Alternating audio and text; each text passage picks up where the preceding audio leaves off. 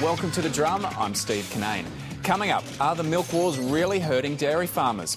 Why scamming is becoming a growth industry in Australia? And why Lady Gaga is doing her na-na over breast milk ice cream. Our panel tonight, CEO of Rate City, Damien Smith, social media strategist and former advisor to Malcolm Turnbull, Tommy Tudor-Hope, and John Barron from ABC News Radio. Well, Julia Gillard has been warned that industry expects more generous compensation under the government's new carbon pricing plan than it was due to receive under Kevin Rudd's CPRS. In a piece published in The Australian today, Rio Tinto's managing director David Peever says a carbon price will be disastrous for any business that can't pass on extra cost to consumers. He argues the failure to reach a global agreement on greenhouse gas targets means Kevin Rudd's carbon plan is not an appropriate starting point for discussions in 2011. But Climate Change Minister Greg Combet says that's not true. Perhaps Mr Peever, understandably, wasn't at Mexico at the Cancun conference, but the fact of the matter is that the international negotiations got back on track last December. I had the opportunity, of course, to be involved. And what it meant was that for the first time, the pledges made by all those nations under the Copenhagen Accord have been included in the United Nations Framework Convention on Climate Change process. That is a significant step forward. Tommy, do Rio Tinto need more generous compensation given their profits just trebled in the last year? Well, I guess that's something they'll come to over the next 6 months, but I think his base point is essentially correct. The negotiations or the discussions they had with Kevin Rudd in 2009 was under a totally different circumstance than it is now, especially with Copenhagen being out of the way. But I think more concern to Julia Gillard is now that she's being under attack from big business on one hand and on the unions. And this is the problem. If you announce a policy with no details, you basically give everybody open slather to criticise you for whatever you want. He is right that the ground has shifted. It's shifted in Rio Tinto's favour. They're more profitable than they were a couple of years ago. Well, profit is one thing, but what impact this carbon tax will have on Rio, that's the real issue. That's the issue that Rio will need to have to put on the table, and that's the real issue that Julia Gillard is going to have to negotiate with Rio. Damien, I'm sure if your business profits were being eroded by a tax, you'd be speaking out too, wouldn't you? Look, he's clearly looking after the interests of his shareholders. That's a legitimate thing for him to be doing. But yet again, the old saying of rent seekers unite does seem to sum up a lot of what Australian business does. And, to say that Rio Tinto has not been in a position to pass on cost increases to its consumers is a little bit misleading. Rio Tinto's consumers, largely in China and India, have had a lot of cost increases passed on to them in the last few years. They're paying substantially higher prices, and the reason that profits are up for companies like that is not that they're suddenly massively more productive. It's people are paying a lot more for the stuff that they're selling. Tommy, is this rent-seeking? I don't think so, no. He's entitled to make a point. He's one of Australia's foremost business leaders, and he's entitled to make the case.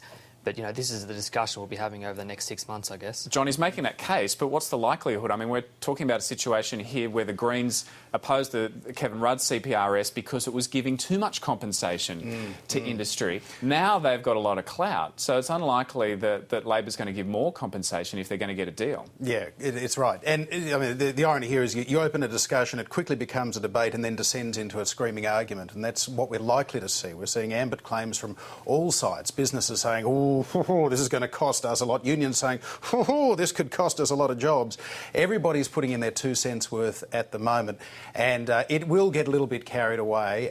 We will be seeing pretty soon what the Greens are going to make as their bottom line as well. And this is a process, for goodness sake, we went through this for months and months and months last year. I think a lot of the Australian voters really want to say, look, just wake me up when it's all over. Tell me what's going to happen, because clearly the business community has said this is going to happen. It's going to happen in July next year. So let's just work with it and make sure it's something we can work with.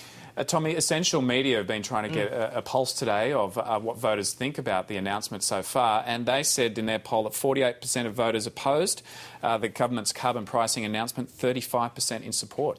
Yeah, that comes of no surprise to me. That's what happens when you announce a policy with Rob Oakeshott and Bob Brown. This is the biggest economic change, structural change to our economy when Julia Gillard announced this, it should have been Greg Combet there, it should have been Wayne Swan, it should have been Julia Gillard. That's the agenda she should have set. By having a circus with Oakeshott, Windsor, Brown, Christine Milne, she sent absolutely the wrong message and off the wrong foot in this debate. And I think that's reflected in the polls this week. Damien, was it a circus the way they announced it? Oh, well, I think that there's not many things that aren't a circus in terms of how you get legislation through Parliament right now, I think, to be fair. But no, I think Tommy's got a fair point on that. But the reality is Australia survived tariff reductions. Australia survived a GST.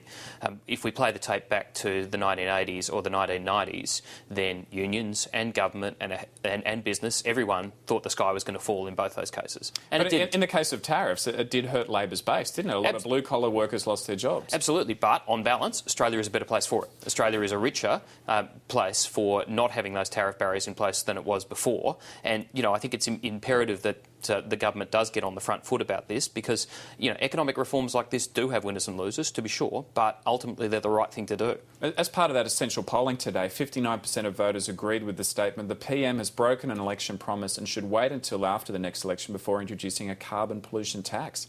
Does that surprise you? It doesn't surprise me. I mean, I think that the debate has been very effectively painted that way. I think Abbott, in his inimitable style, has managed to corner the argument very quickly and got the argument on that one alone. But at the end of the day, voters are going to get the chance to vote on this. It's not that far away. Voters will get a very clear chance in 2013 to decide on this. It's not like that 2013 election will be held under false pretences. And John, Tony Abbott's called for a people's revolt on this, and it sounds like there's some rallies due this month against the carbon tax. Yes, the anti-carbon tax activists are revolting, and they're organising in ways rather reminiscent of the anti-tax Tea Party movement in the United States. Again, the rabbles being roused by right-wing media. In this case, it's commercial talk radio in Sydney, which is undergoing a little sort of internal war of its own at the moment. Who can be more conservative between the shock jocks? And but there's nothing wrong with getting people out on the streets voicing their opinions, is there, John? Not at all. And in many cases, they are people with honest, truly held beliefs. They're sometimes manipulated, though, by people who have other agendas, and it's always rather instructive to have a look at the people behind them, or indeed the people behind those people. Who's going to be paying for these websites that are organising people? Who's going to be paying for the placards? Who is going to be saying, these people, these 10,000 people that came out on the streets today, they speak for me? Is it going to be shock jocks? Is it going to be business interests? We should turn a sceptical eye to this, but also understand that a lot of people just don't want to pay another tax because they don't feel they can afford it. Tommy, what's your reading of these protests that are coming? No, I don't buy into the conspiracy theory about shock jocks and all the rest. I think people are rightly angry about the broken promise, and that was quite clear. But people are entitled to protest. I don't think we'll see anything like what we've seen in America with the Tea Party. It's a very different sort of movement over there based on more fiscal conservatism and spending than the climate change, carbon tax debate we're having here. But I don't think we'll see mass protests like we did in America. Tommy, last week your old boss Malcolm Turnbull was asked if he could name an economist who was supportive of the Coalition's carbon reduction plan, and he couldn't come up with any. Does the Coalition have their own weak point here? Well, I don't think that's right. I think, Andrew Robb, I think on Insiders yesterday said there were a few. I think Sinclair Davidson from RMIT. I think he named two. Yeah, Danny Price, who I did some work with back in 2009 with Malcolm on the Who then rung up the Coalition and said he didn't support it, Not quite right. I think he said, it's a better plan than Labor's plan. I don't say I endorse it, but he... that's a bit of conjecture, but I think Sinclair Davidson... According to the papers, he said, though, that it added up, but it didn't I would never question what the papers say. But, no, I think some economists have, but that is a problem. Third-party endorsements are a key plank of any policy sell. Julia Gillard will have her own challenges in that regard, but I think, people have criticised the Coalition for that, but let's remember it's not the Coalition introducing a carbon tax this week, it's actually Labor's tax that is a real debate. Damien, do you see some weak points there for Labor to hit? Oh, look, absolutely. Life is full of delicious ironies, but the fact that a Labor government is advocating something relatively close over the next few years to a market-based solution for carbon pricing, and the Liberal Party is advocating spending billions of dollars investing in its choice of technologies to solve carbon problems is an astonishing irony. The only thing that actually doesn't astonish me is that I think we all know Tony Abbott represents the last throes of the Democratic Labor Party. Tony Abbott may well believe in big government on these things. I think what's astonishing to me is someone as smart as Malcolm Turnbull manages to carry off the fiction that he supports this. One of the reasons why I think a lot of people who have political views, such as myself, get turned off by politics is that we all know that Malcolm Turnbull doesn't really believe this. We all know he's parroting a party line. We all know he believes in market signals because markets tend to work on this stuff, and yet he has to sit there and pretend that this stuff is actually his idea and that it's legitimate. We all know that's not true. And it's been a hard argument too, hasn't it, for Greg Hunt to argue, given that his whole thesis at university that I think Peter Martin published today. Yeah. Not that we want all our views from university on the public record, but or behaviour. Yeah, that's true. But Peter Martin published that on his blog today, and back then he was arguing for a carbon price well ahead of a lot of people. Yeah, well, I think it's naive in the extreme to think everybody in one party is going to believe everything of that party's platform. And Greg may have had different views when he was at university. I'm sure Julia Gillard had different foreign policy views when she was at university. Malcolm might have different views now, but him and Greg are certainly playing as team players on this one. I can't see it being an issue for the coalition. John, your thoughts?